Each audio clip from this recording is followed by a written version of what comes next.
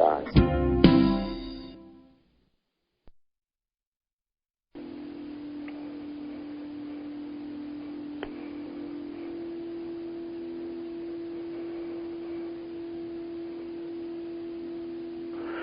Welcome to UFO News. This is Jesse Hobbs. I'm your host. And welcome to the show. Today's broadcast we will discuss new crop circles in the United Kingdom, a Chinese UFO sighting that lasted almost an hour long, along with an accompanying video. The Japanese new Prime Minister's wife makes some interesting comments, and there are some new claims that are coming out from the Bentwater incident of 1998 that occurred in the United Kingdom. Weekend report of UFO sightings in the Pittsburgh, Pennsylvania area, and much, much more. First of all, I'd like to apologize for the quality of last week's show. I was a little nervous, and I do not believe we will ever bomb that bad.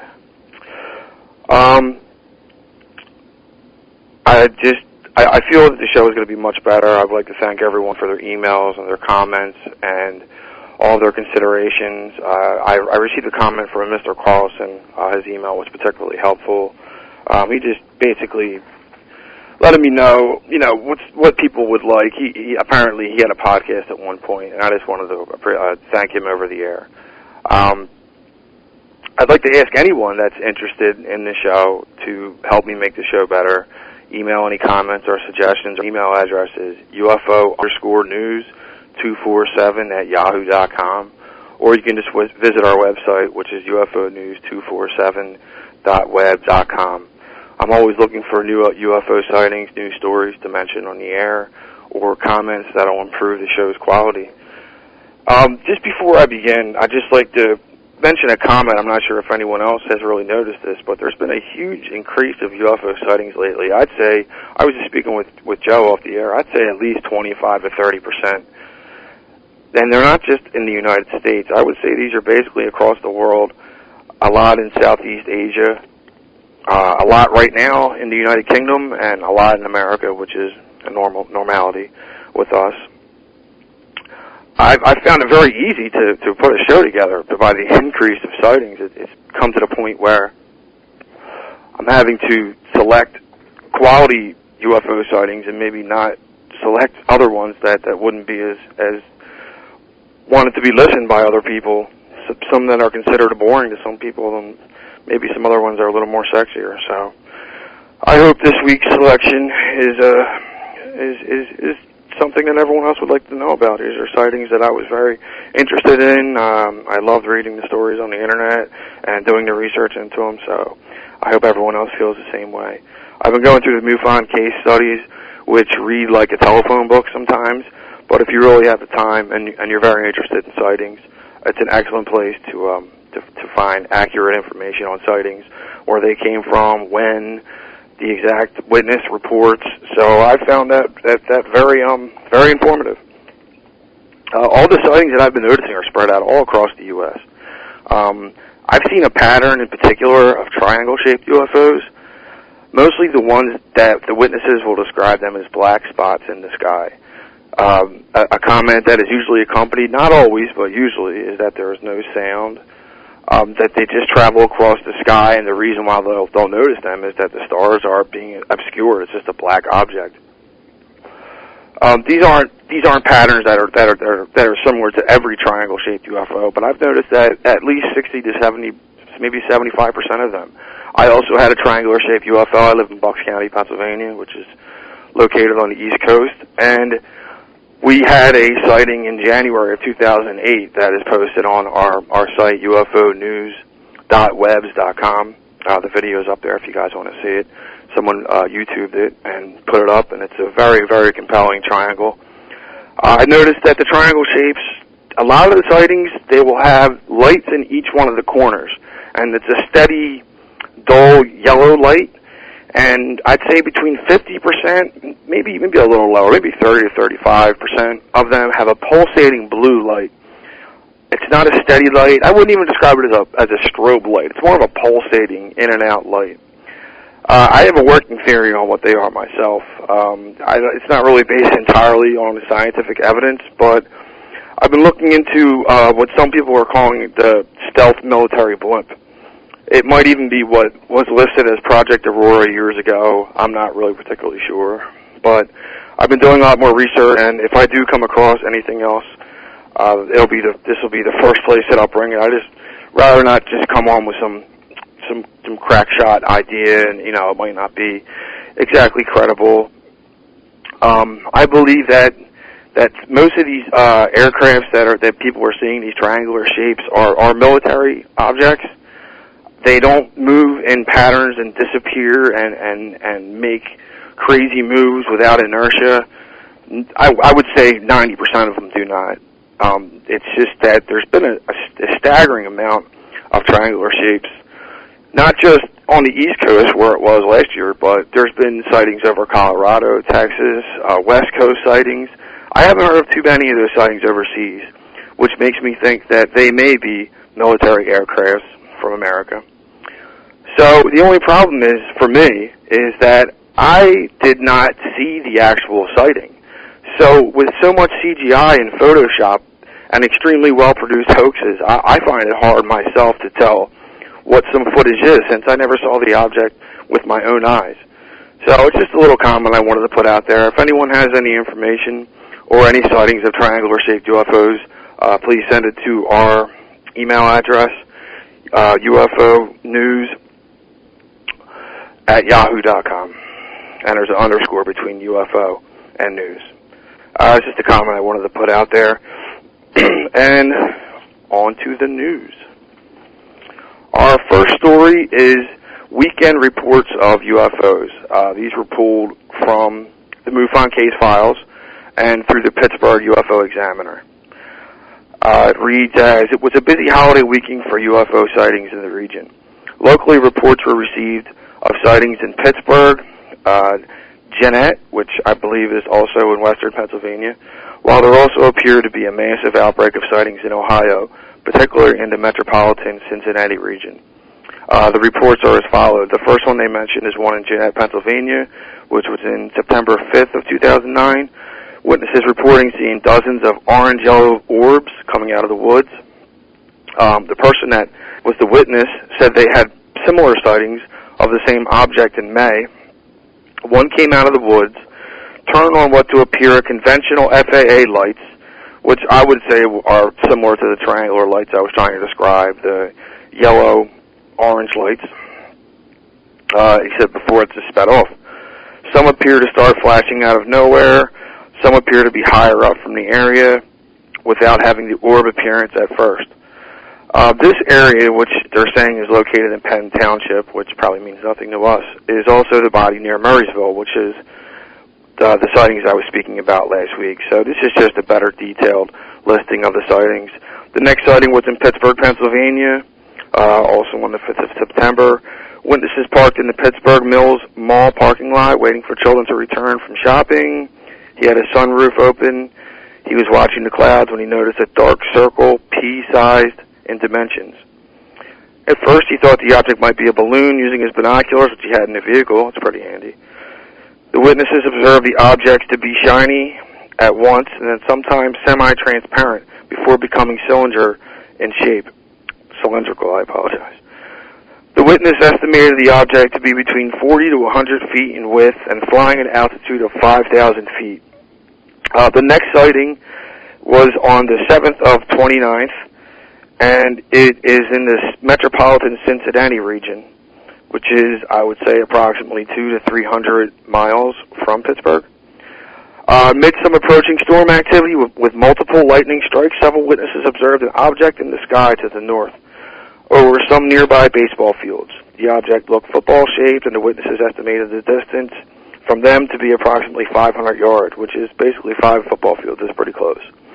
The object seemed to be bigger than a helicopter. The witnesses continued to observe the object for 15 to 20 seconds.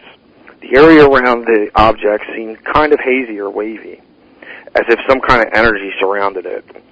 There's also another sighting that was in the area on the 6th of September in Media, Ohio. 2 witnesses reporting seeing glowing orange orbs of light moving very slowly in east to west direction. Also on the 6th in Southington, Ohio, which is very close in proximity to Meade, Ohio. Several witnesses were sitting at a bonfire in the late evening when they noticed an orange ball traveling over them. Shortly it was gone, only to have a second object come by several minutes later, which I think with orbs is also a very similar pattern from what I'm seeing. And the last sighting in these rash of sightings was in Littleton, Colorado, which is very far from the Southerton, Ohio area. Witnesses observed an orange-colored cigar-shaped object. The object's movement was not similar to conventional aircrafts. Traveled north-northwest direction, appeared to be very large, but they were a great distance away. So I thought that was a pretty interesting story, how they all stayed the same proximity and was all within a 24 to 36-hour period. Our next story is, I just wanted to briefly touch on the Chinese filmed UFO during the eclipse. This was on the, I'm not exactly sure to be honest. Oh, it was on the 22nd of July. The astronomers, actually this story is from AHN, a reporter. I pulled it off the Wire report. It comes out of Nanjing, China. Astronomers here say they have confirmed that a UFO was filmed during a solar eclipse this summer.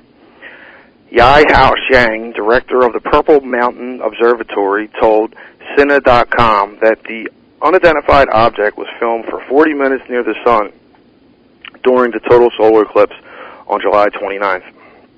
He denied to speculate on the matter of the object, saying scientists will study the footage before drawing any conclusions. And he also said that there was another report of a sighting in 2008 in the same area, and that they apparently visit the provincial capital every 5 or 10 years. In 2007, he also had a sighting, this man. And Nanjing was the site of the first recorded sighting of a UFO in China in 1892. So apparently this area is close to sightings. Our next story is Japan's new prime minister's wife makes interesting comments. This story comes to us from myfox.com out of New York. The wife of newly elected Japanese prime minister claims she had an alien encounter in a book published Waste Year, according to Reuters. I guess the book was published called Waste Year. In the book here's the book's title. In the book entitled Very Strange Things I've Encountered, Mikayu Hatamoa wrote, "While I was sleeping, I think my soul rode on a triangular-shaped UFO," that's interesting, "and went to Venus. It was a very beautiful place, and it was very green." She told her husband of the experience when she awoke, but he said that she must have been dreaming. Her current husband, the next prime minister, to be more open-minded on the object of UFOs, however, than her former. It just goes on basically to say that her current husband has a different way of thinking. He would surely never say, "Oh, that's great." She's expected to be a different kind of first lady than Japan's traditional political wives. I can see why. Who are expected to remain in the background as they tend to stay at home and raise children. She used to be in a musical band, they said. They just gave a brief bio of her herself. So I thought that was a pretty interesting story. I guess UFO sightings and abductions are taking place in the political realms. Our next story comes to us from New Jersey, which is very close to where I live. The story is titled UFO Startles Elderly Residents. It comes to us from the Jersey Evening Post, and it took place in Gorey, New Jersey, Gorey. It was red, it hovered in the sky, it looked something like doll houses and traveled at great speeds. The UFO was watched intently by two elderly sisters who live at Gorey and who now want to find out if anyone else saw what made their jaws drop last Friday night. Gladys Madding, 92, was opening the side curtain in her lounge in the Place La Cantor when she saw the red object in the gap between trees behind her garden at about 11:30 p.m.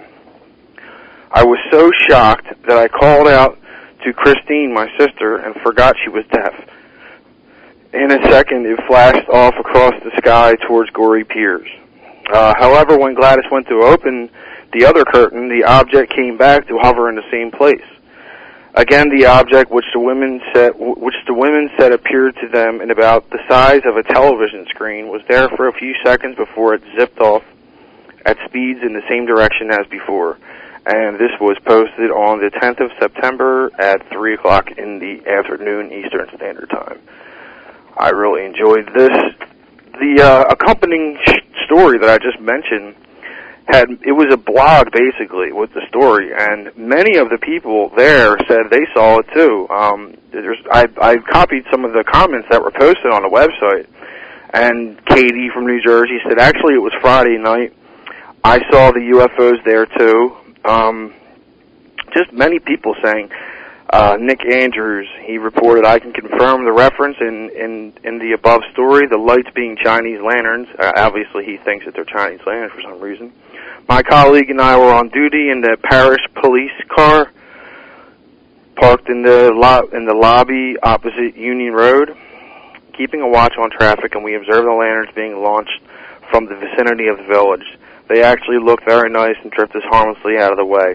So there was a police officer saying that there is a logical explanation, and apparently he saw it. So I don't know how much credence we can give to that, but he is a man that spends a lot of time outside at night.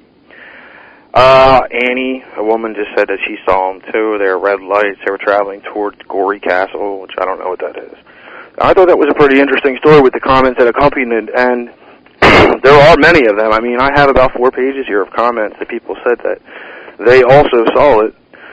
Our next story comes to us. It's titled Idaho Sightings Come in Threes. It's directly from the MUFON database. This story was actually emailed to me from Manuel Navrieta. I'm sorry if I don't pronounce your name correct, sir. And he pulled it from the UFOclearinghouse.webs.com site. It basically reads as a MUFON database sighting. It was posted on the 9th of September at 3:38. I'll put the case number and the log numbers up on the site after I get off tonight. The first sighting just says that I observed a star-like object on the evening of September 8th. The second of 2 sightings this evening. This also was a star-like object, but this one in the western sky at the same height as Jupiter again. So the man's familiar with planets and constellations. That helps. This was a single object that moved slowly north to right, then faded away quickly. The next sighting in that area, it's under the same log number, but different, actually same case number, different log number. It's also in the same area. Driving home from South Boise to East Boise, I observed a bright star where none should be. I realized it was moving. When I stopped my car, I then noticed a dimmer object besides it moving at the same direction and speed. The objects were at the same height in the sky as Jupiter and to the east. They moved very slowly together in the same direction for about 1 minute before quickly fading away. They stayed in the same direction. He basically just describes what the last witness said, where the position in the sky it was and how it looked like a star in the sky. So that's interesting. And there is a third sighting that also mentions Jupiter. And it just says that two star-like objects appeared to the east of Boise at approximately the same height in the sky as Jupiter. One object was as bright as Jupiter, the other one was dimmer. The objects moved together at the same speed slowly for about 1 minute. I thought they were stars. I pulled over. The guy basically gives the same account as the last 2 witnesses. It's very interesting how they're giving it the same position in the sky, basically the same witness description of the actual sighting of the object, and they all 3 of them say that it just faded away after it moved away from Jupiter. So I thought that was a pretty interesting sighting. Our next sighting actually comes to me. Well, it's not a sighting actually. It's an alleged alien body. I was listening to Coast the other night, and there was a story posted under their featured stories that said that on Whitley Strieber's site, unknowncountry.com, that he had a photo of an alleged alien being on it. And apparently it's called the Elfendorf Beast. I'm not too familiar with this. It was posted on the 7th of September. And the story reads as followed. Famed Mexican UFO researcher and TV personality Jamie Musan has released information about an apparent alien body that is under study in Mexico. This can be found on unknowncountry.com. Mr. Musan tells unknowncountry.com that the body is definitely real, but so far none of the DNA testing has revealed any known DNA. Anatomically, the creature displays a combination of structures similar to humans, such as joints, and others suggest a reptilian origin. Basically, some people in Mexico are saying this is a chupacabra, which is a huge thing down there. So I just wanted to put that story out there. There's another story that I posted up on the site. We're running out of time here. It's a story about a 600-foot jellyfish crop circle found in Oxfordshire Field, which is in King's Tombs in the United Kingdom. So if you want to check that out, go on the website. And last but not least, I was approached by an email. I just wanted to get everyone's opinion on this. If I can get some comments on this through the email or through the actual site of ufonews.webs.com. I was approached by a man named Bredzel and Krem who wanted to know if I wanted to conduct an hour to an hour and a half interview of him. He is the representative of Share International, which is a supposed cult, some say. They believe in the Maitreya. And I've done some very brief lookings into it, and the man has been on Coast. He's been on many radio stations. They approached me. I just wanted to know if anyone had any interest in it. Mr. Krem's assistant assured me that most of the interview will speak about UFOs and what their beliefs are. I don't want anyone to think that I am a member of Share International. I do not really know all of their beliefs, and I just wanted to know if anyone would be interested in hearing an hour to an hour and a half special. Basically an interview of Mr. Benjamin Krem and his theories and opinions on UFOs. So please give me an email or go on the site and leave me some comments and let me know. If we do that, it'll come out as probably a special. I'm sure Joe will post it in the archives, and it'll be recorded phone interview. That's about it for this week. I hope everyone enjoyed the show, and we'll tune in next Saturday. I'm sure the way the sightings are go, we'll have plenty of good news stories. Until then, my name is Jesse Hobbs from UFO News 24/7, telling you guys to keep looking up. Good night, everyone.